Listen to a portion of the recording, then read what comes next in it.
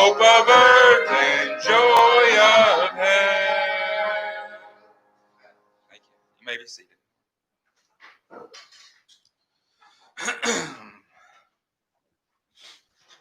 Again, it's good to see you this morning, and I pray you had a good week. Thankful to be here. If you would turn to Psalm 100, I'll admit to you, I wasn't prepared to do a devotion, and I opened the Bible and this jumped out, and it kind of goes, I think, we're going to try to tie it in with something that happened this morning already. So turn to Psalm 100.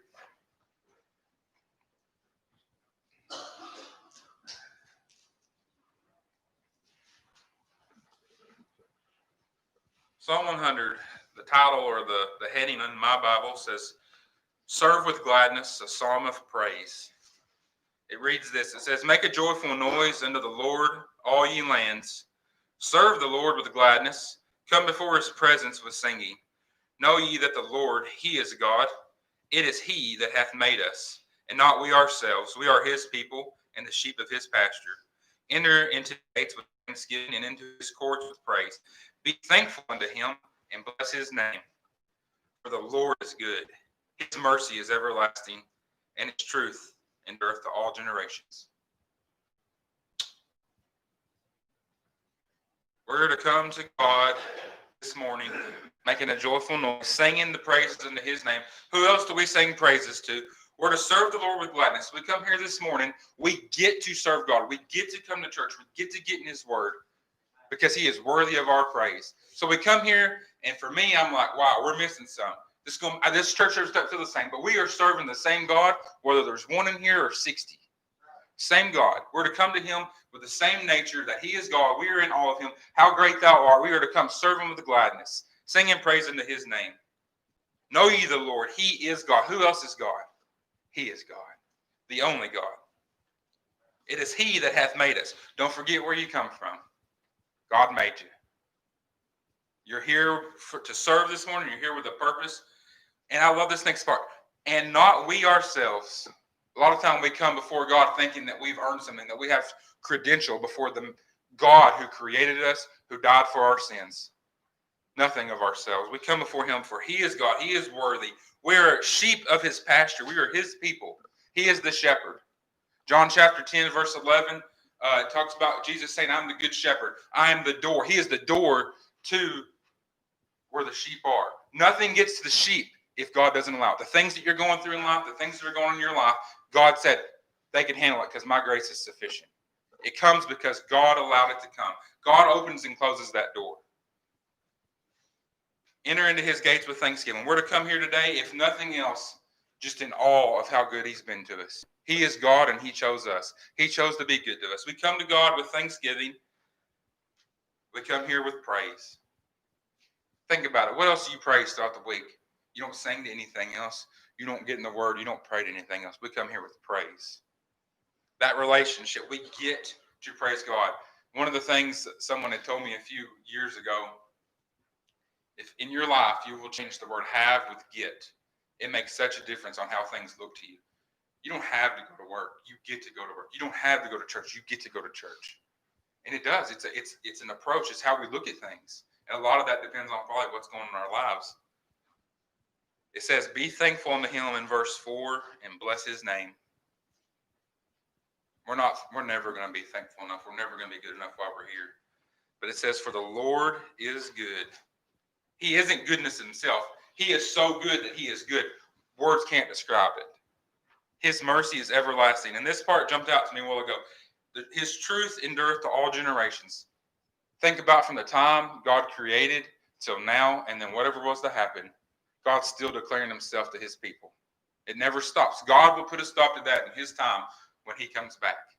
And even then, in eternity, his truth will endure forever. Just like that song, the first song we sang, one of these days when we go home, we're not even going to be able to utter those words. When you think of that song and you're going to stand before God, I think when you think of that song, it's like you think you're going to say that. I don't even think you're just going to feel it. I don't think you're going to be able to utter that out because you're going to see yourself in awe before God. You're finally going to see him high and lifted up. His mercy endureth forever. His truth endureth forever. We get to worship God this morning. So don't get quickly discouraged because there's a storm outside of these walls because of things going on. We get to come here today and we get to get in the Word together. We get to hold each other accountable in the Word. So we'll go ahead and dismiss the Sunday school. We'll say a quick prayer right quick. Brother Roger, would you dismiss us?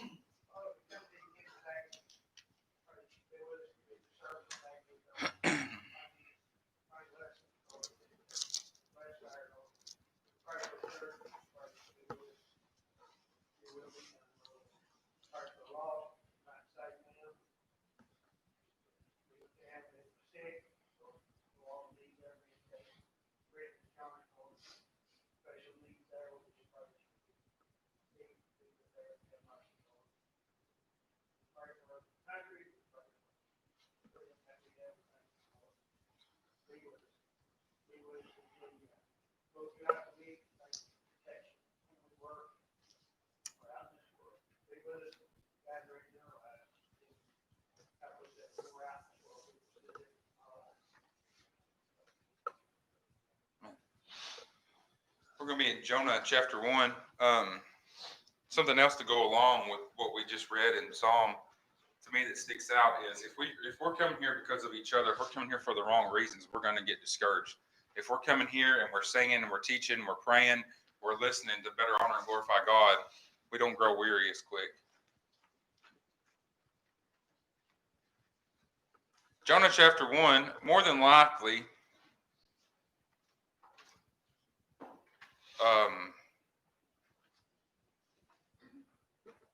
there's going to be some things brought out today out of this that you've never seen brought out of Jonah, because I'd never heard it. You may have, but I would like to ask you, how many here had a plan for their life growing up?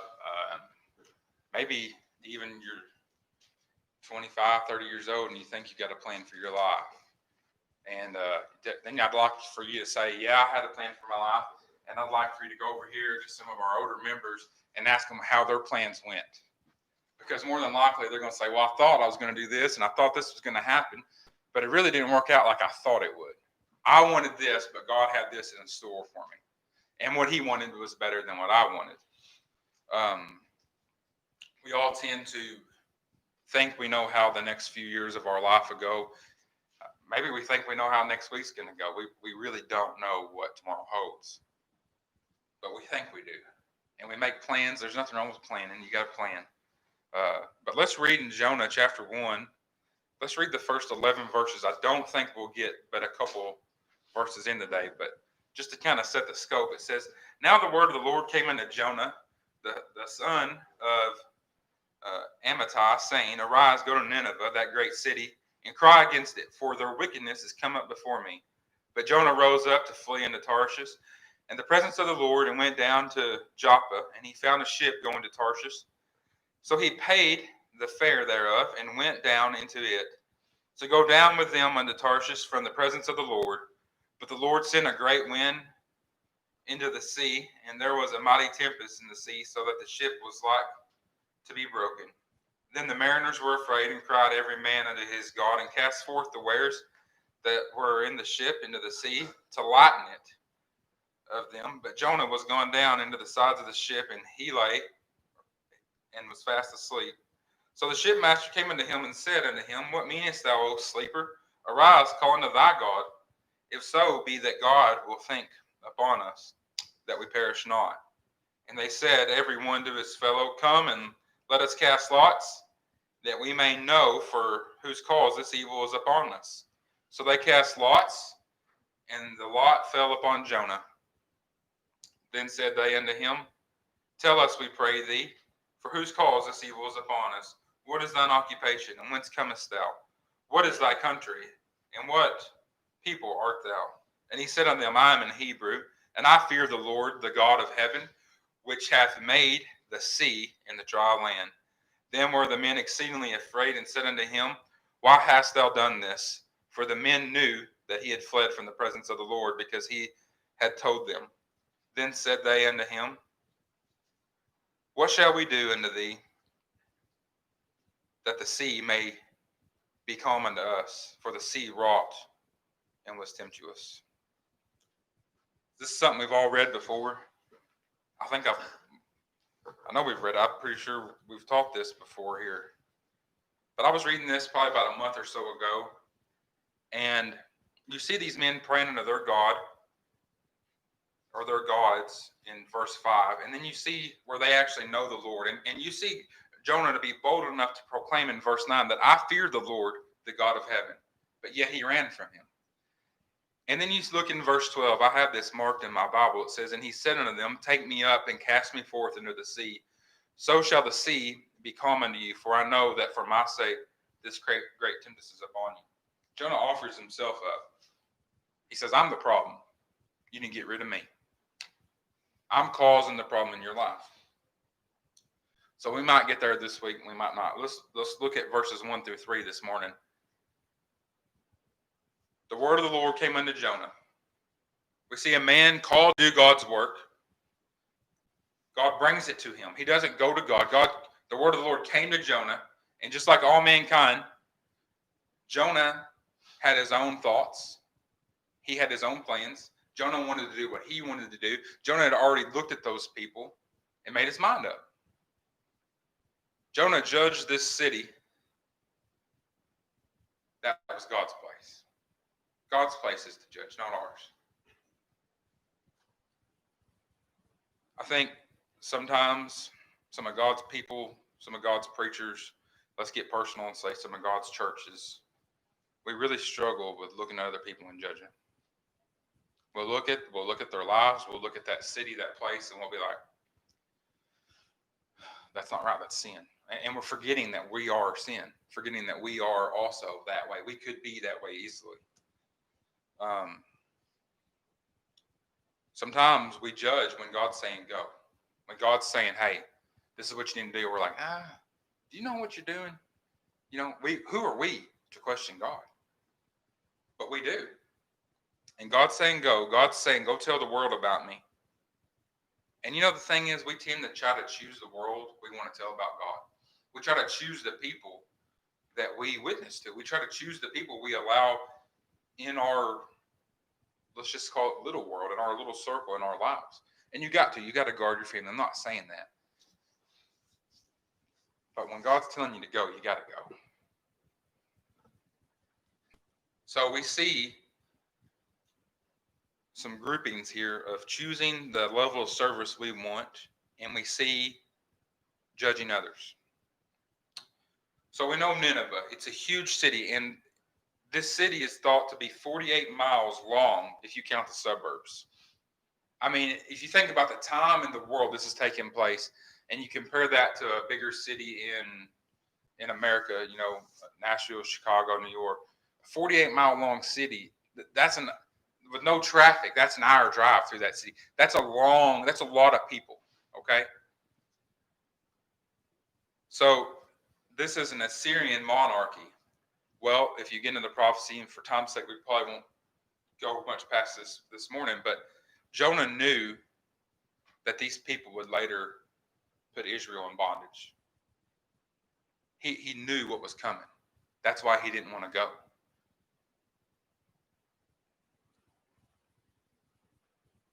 Jonah despised them for what would be, not for anything they'd done, but for what was going to happen later on. Because he knew this, because God had shown him this, he refused to help. He judged, he did God's job. He did not show the mercy he had been shown. Mainly, let's just be honest, he just didn't obey. He didn't trust that God's plan was better than his. He didn't trust God's knowledge and God's wisdom. He trusted his. So we see that this wickedness came up before God. It was open. It was without shame. And sin's all over the earth. And common math tells you if you got a city that's 48 miles long, there's a lot of sinners there. There's a lot more sin there. So this had come up before God. Now, maybe a word of warning. We may fear that we're getting cold or getting hard-hearted, perhaps with sin in our life. But when you're no longer burdened or ashamed of it, judgment's not far away. That's the state that Nineveh was in. There was no shame of what was going on. You think back Think back on your life and the times where maybe you'd went astray, or you weren't, let's just say you weren't the Christian you were supposed to be. You know, if you ever get to where you stop feeling God's presence, think of Samson. If you ever get to that point where you get cold and you're not convicted over that anymore, judgment's probably not too far away, or it wasn't too far away. So this wickedness come up before God. It's a bad sight. It's a terrible stench. This sin just brings this. You picture God and he smells it and he sees it and it just makes him want to vomit. This is how God sees our sin. This is what we are. In effect, it's how he views us as sin-filled.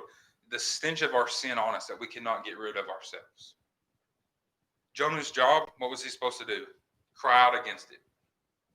That's what God said, go cry against this city. God uses man. Jonah was to go sound off as an alarm that God was going to bring judgment upon this city. We see the word cry again, and that makes me think of the lesson with Paul and Silas when he cried out to the jailer. It wasn't judgment. It was, please listen to what I have to say. God's going to judge.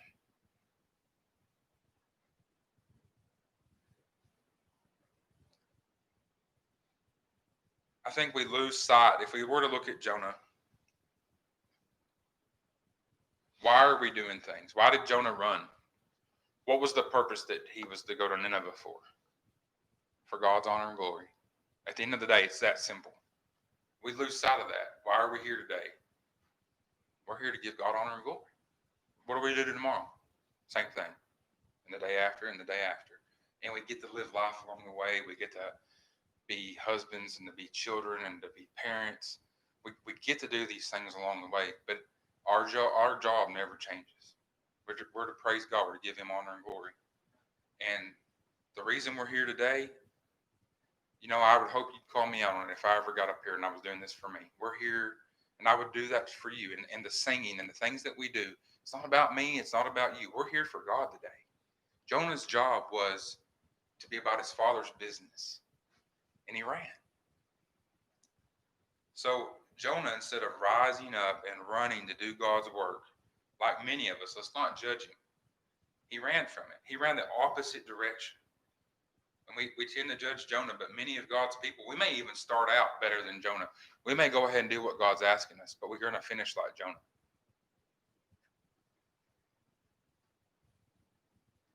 You may not run from God in the beginning, but as things go on, as life wears on you, we tend to get cold and busy.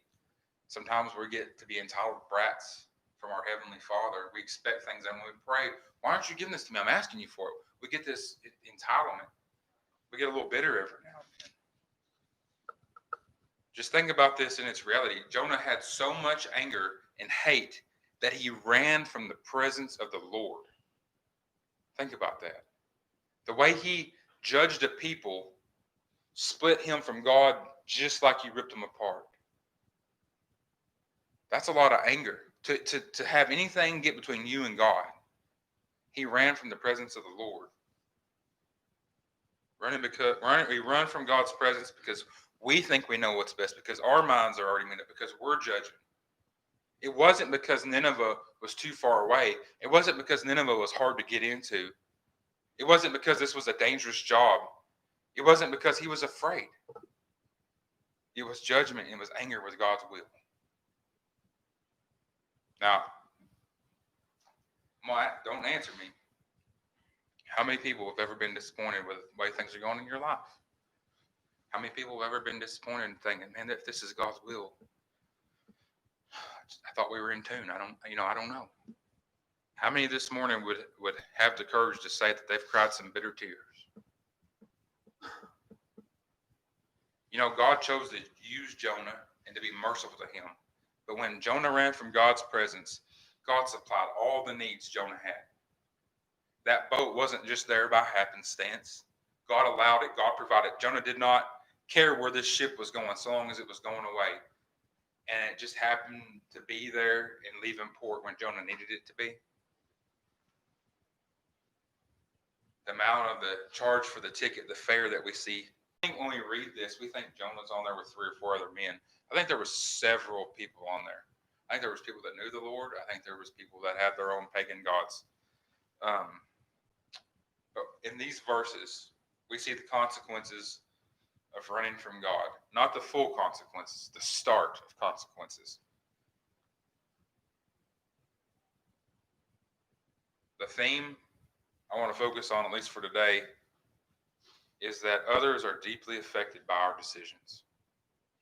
Deeply affected by our dedication as to whether or not we're going to follow God. When nobody's looking, when the decision has to be made, and here's the right one, here's the wrong one, and we're making it, and we think this is just between us and God, and it's only going to affect us. That's not true. It's not true. Others are affected by what we do, what we say, and how we act. Just in these few verses, we see the men on the ship who were just helping Jonah. This was just a normal day. Hey, you want to ride? That's fine. Give us the money. That they, it was just they were seemingly innocent in all this. But then we see the storm of chasing that came after Jonah, and guess what? It affected all of them. Maybe to overstep my bounds this morning, I'm going to say this. You can correct me later. Don't tell me what's going on in your personal life. It's just your business. I can't say that. I don't want to get involved in your life. I don't want to know the little details of your life. But I am telling you that the things you do outside of these walls will follow you into these walls. And it could affect my kids. And don't think I'm not going to talk to you about that. The things that we do, we have a responsibility. So it's me and my relationship with God, and then it grows to my family. But then it extends to my church family. And the things I do and the things I say, the way I prepare, the way I study is going to affect you guys. And it goes the other way. We all have an effect on each other's lives in a good way or a bad way. I don't want to be responsible for bringing a storm into your life. If you bring one into mine, I'm going to throw you over. Just kidding. I might. I don't know.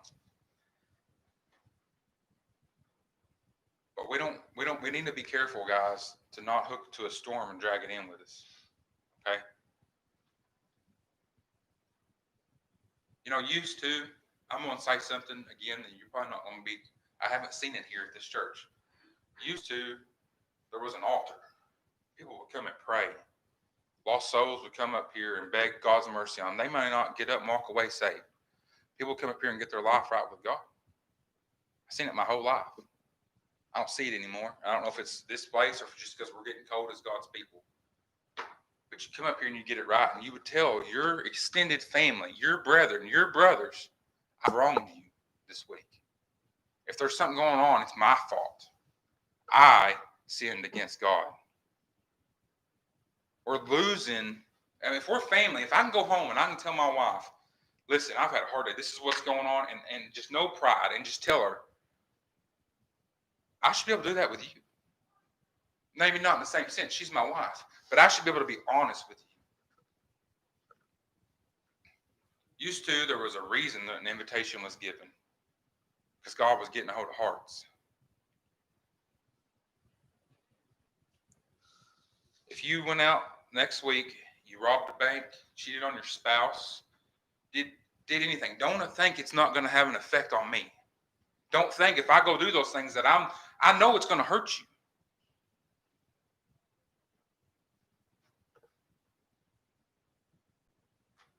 I'm responsible for you. You're responsible for me. I'm not taking God out of this. Don't misunderstand what I'm saying. What the point I'm trying to make is I need to understand fully that the decisions I make are going to affect you.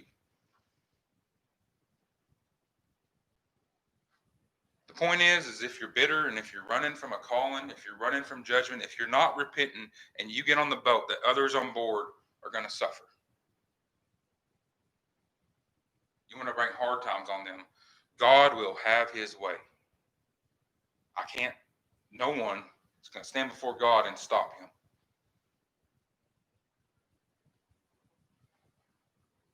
We must understand this does not just apply to our church and to our families, but this next generation as well.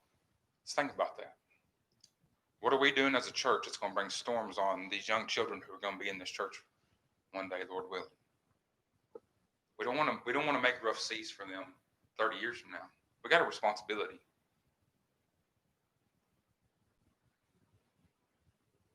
The things we say, the things we do, the way we run in life affect more than just us. How about the people of Nineveh? We hear this all the time. We never think about that. Jonah was in the belly, 3 days? He ran a day. Let's just say 4. What happened in 4 days in Nineveh? You think anybody died? I mean, God's got us. He's going to save who he saves. Do you think sin? Do you think something happened? Do you think lives could have been ruined in 4 days? I can tell you 4 days is a lot of time to mess up. Jonah had a responsibility to the people of Nineveh to do God's will in Nineveh. God was still in control. You know, God's got perfect control. And what happened with Jonah, God knew it was going to happen. God gives us free will. And I know that's kind of a bad word in this church, but free will is a thing. Because are you going to shake your fist in God's face and say, hey, you wronged me? You're not.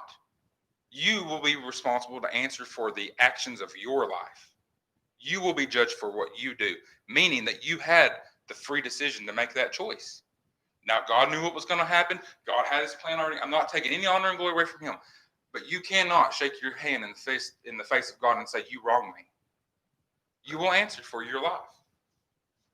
Let's look, think about verse 4. We talked about the winds in God's treasury. I think when we studied Noah, and in the book of Job. And we see here again, God sent a great wind into the sea. There was a mighty tempest in the sea so that the ship was like to be broken. God reaches down into his wind bank, writes a check for 300-mile-an-hour winds or whatever, and he sends this out. And this wind wasn't like, it was to give chase. It was a seeker. And its job, this wind's job, what God made it for, what he sent it out for, was to go bring Jonah back. This wind within itself was mercy. He didn't strike him down. He brought him back. This wind was grace. It was a repenting wind strong enough to change the ocean. I think I've told you all, about 2 years ago, we were in Florida, and there was a tropical storm, like 300 miles off coast. And I'm telling you, one day, the beach, because of this thing was pulling in, the energy of a tropical storm with 45-mile-an-hour winds, I think that's a minimal for a tropical storm, pulled the beach out 70 feet from where it normally was. And the next day after it passed, and those winds were rotating and pushing it back up on shore, it was 70 feet up on shore. A tropical storm. The awe and the power of God and how he can just reach down and just send wind. This storm was like no storm these men had ever seen out there. We look at Jonah and we can say that sin brings storms. We look at Job and we can see that some storms are for refining. Jonah was a man after God's own heart, we could say, like David. The things that came Jonah's way, he was like a rock being shaped by God through the weather. What Jonah did was because of his sin. So some storms in life we deserve. Is it judgment or is it refining? Verse 5, the mariners were afraid and they cried, every man unto his God, and cast forth the wares that were in the ship and the sea to lighten it of them. But Jonah was gone down into the sides of the ship, and he lay and was fast asleep. So these sailors who'd seen rough seas before, they're describing this storm for us. They were so worried, they tossed their cargo off the ship, just hoping to be able to stay afloat in this storm. This boat wasn't like we probably think of boats today. I don't know what it looked like. But it was made to haul people, and it was made to haul containers. So it could probably handle most storms on this. It was built for this part of the world and the water things that came that way. But we see men willing to pray to whomever. There's little g gods in that verse. Willing to pray to whomever. Now, God's not capitalized, so at this point we can say at least some of these men don't know God, or they're different men than we read about later on in verse 9 and 10 there. We see Jonah gone down into the ship, and he's running from God's will. Jonah's sinning. The seas are rough, and guess what? He's asleep. It reminds me of Jesus whenever he went down to the ship and was asleep, and the disciples were up top. Woe is me, but Jesus can sleep, and he can control the storm at the same time. Jonah can't. He's a man just like you and I. I do believe Jonah knew the power of God, as he says here in verse 9. I think he'd seen it before. I think he knew it was real. I think he knew that it could reach anywhere. How could he sleep in this situation? It just tells me he'd gotten so hard-hearted that this running from God's will didn't have any effect on him any longer.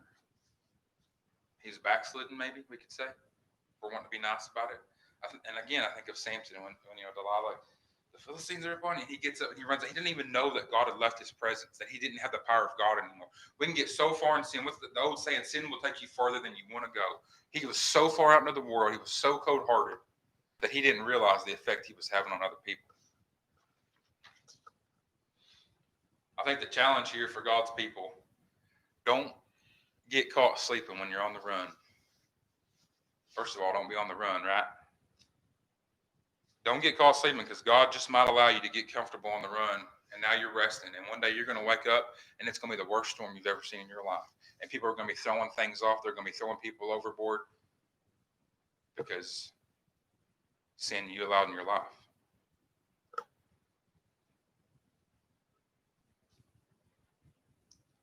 We need to carefully guard our hearts. Read the word, stay in tune with it, with what God expects from us.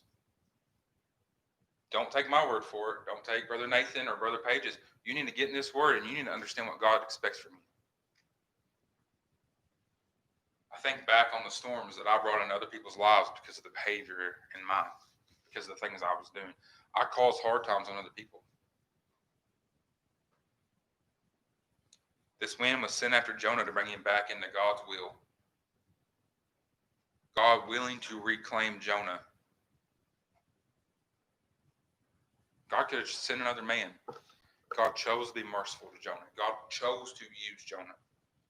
These men, these mariners, no matter how big of a man you are, no matter how hard or how strong, how sure of yourself you are, in the middle of a storm in the ocean, you are small. When the wind and the waves are beating against your walls, you are small. You see yourself before God for who he is. You see death lying in wait to take you. I think of what Tyler sent out this morning. Every knee will bow. The power and the majesty of God in that moment. When we think about what these men were seeing, they saw a great storm. And they bowed. They humbly wanted help. Mercy. Give me mercy. Whenever we bow, when every knee will bow, whenever that judgment day comes, what happened here is going to look like the kitchen sink. That's how, of all, we're going to stand before God in his righteous judgment. I think we can talk about salvation with what we just read. Many men, all men, are not brought to fear. Are they not brought to fear?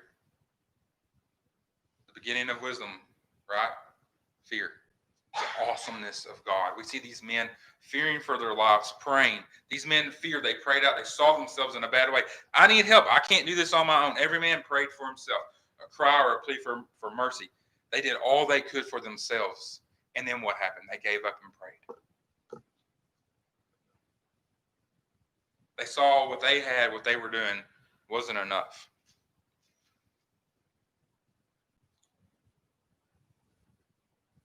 These men were throwing their living off this boat to the deep to try to save their own life. Makes you think of what Satan said, all that a man have will he give. Nothing, the things we get up and worry about 6 days a week trying to make a living matters in the end. We'll give it all up just to make it right. I think this morning I was thinking with what Brother Tyler sent out, I fear that sometimes we forget the value of a soul. When we're talking to someone, we're driving down the road, I think we can forget that that person is an eternal being.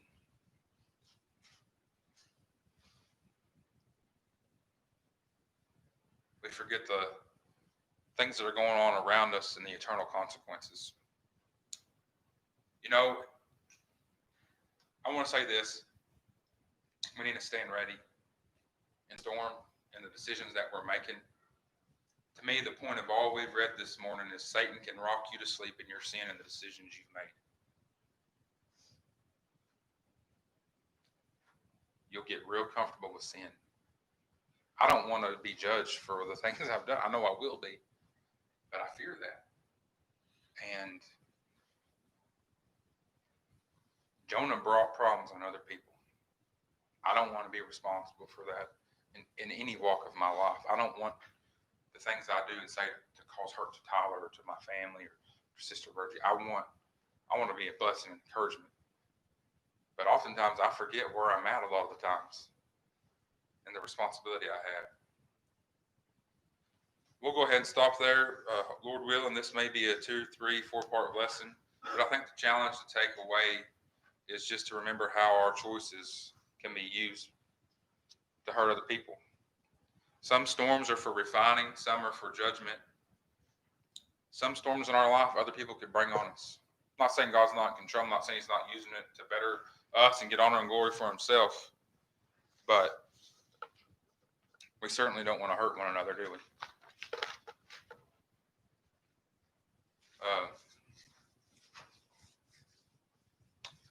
Brother Derek, would you dismiss us?